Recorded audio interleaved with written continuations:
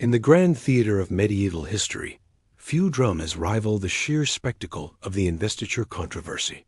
It was a titanic clash of titans, a struggle for the soul of Europe between the Holy Roman Emperor and the Pope. How do we know so much about this epic conflict, especially its most cinematic moments? We owe a great deal to one man, a monk with a quill and a powerful point of view, Lambert of Hersfeld. He was the chronicler who captured the drama, the passion, and the personalities of his age. And today, we're pulling back the curtain on his incredible story. Lambert's journey began around the year 1025, likely born into a noble family in Franconia, a region in what is now Germany. His privileged background gave him access to an excellent education at the cathedral school in Bamberg, a vibrant center of learning. But the secular world wasn't his destiny. In 1058, at the age of about 33, Lambert made a life-altering decision. He renounced his worldly life and entered the imposing Benedictine Abbey of Hersfeld. This was no quiet retreat. Hersfeld was a powerhouse, a monastery with vast lands, deep political connections, and one of the most important scriptoriums in the empire. For a man of letters like Lambert, this was the heart of the action. Inside the stone walls of Hersfeld, Lambert found his true calling, that of a chronicler.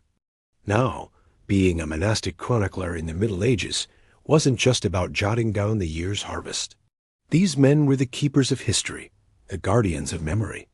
In the scriptorium, a dedicated room for writing and copying, monks like Lambert worked by candlelight, meticulously crafting annals and histories. They saw themselves as continuing a tradition that stretched back to ancient Rome, looking to historians like Livy as their models. Their task was to record the deeds of kings, the decisions of popes, and the hand of God in human affairs. It was a sacred duty to create a record for posterity, and Lambert would prove to be a master of the craft. Lambert's masterpiece, the work that secured his place in history, is known simply as the Annal or Annals. He likely composed it between 1077 and 1079, right in the thick of the conflict he would so vividly describe. Like many chronicles of its time, the Annal starts ambitiously, covering the history of the world from the moment of creation. But the early sections are just a warm-up. The real value of the work explodes onto the page from the year 1040 onwards. Suddenly, the narrative becomes intensely personal, detailed, and vibrant. It transforms into an eyewitness account of the events shaping his world, making it one of the most important primary sources for the early reign of King Henry IV and the storm that was about to break over the empire. To understand Lambert's writing, we need to understand the world he was writing about. The 11th century was defined by the investiture controversy. This wasn't just a political squabble. It was a fundamental struggle over power.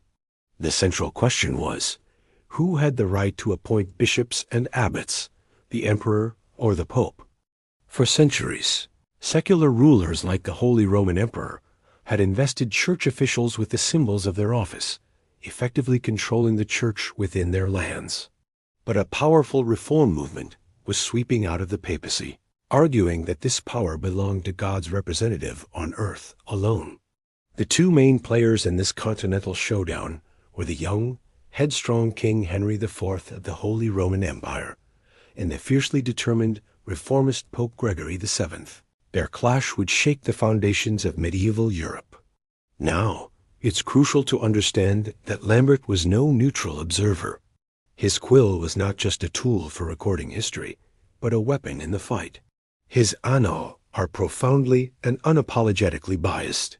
He was firmly in the pro-papal camp, a supporter of Pope Gregory's reforms. In his writing, King Henry IV is cast as the villain of the story. Lambert paints him as a rash, immoral, and tyrannical ruler, surrounded by wicked advisors and prone to fits of rage. He meticulously documents Henry's youthful indiscretions and political missteps. In stark contrast, Pope Gregory VII and the German princes who opposed Henry are portrayed as righteous figures fighting for the cause of God and justice. For Lambert, this wasn't just a power struggle. It was a moral crusade, and he used his literary genius to make sure his readers knew which side to be on. This partisan passion reaches its peak in Lambert's telling of the most famous event of the entire controversy, the walk to Canossa. By 1076, the conflict had escalated. Pope Gregory excommunicated Henry IV, a devastating spiritual and political blow that freed Henry's subjects from their oaths of loyalty. Facing a full-scale rebellion from his nobles, a desperate Henry had to act. In the dead of winter, in January 1077, he embarked on a treacherous journey across the frozen Alps to Italy. His goal was to intercept the Pope, who was staying at the mountain fortress of Canossa, and beg for forgiveness. Lambert's account is pure historical drama.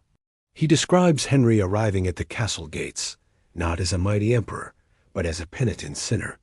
According to Lambert, for 3 agonizing days, the king stood barefoot in the snow, clad in the simple woolen garment of a penitent, fasting and pleading for an audience with the Pope. Inside, Gregory wrestled with his dual roles. As a priest, he was obligated to forgive a repentant sinner, but as a political leader, he knew that absolving Henry would restore his rival's power. Lambert's narrative captures the tension, the humiliation, and the sheer theatricality of the moment.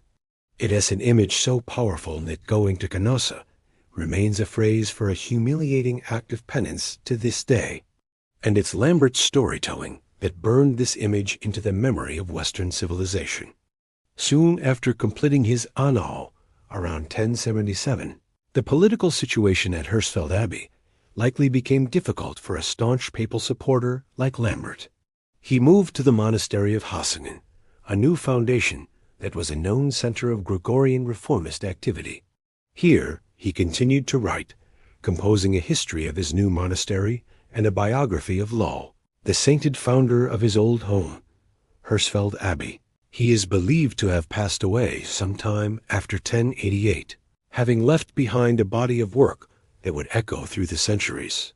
His writings, especially the Annales, were copied and read widely, influencing how future generations would view King Henry IV and the great struggle of his age. So what is the legacy of Lambert of Hersfeld?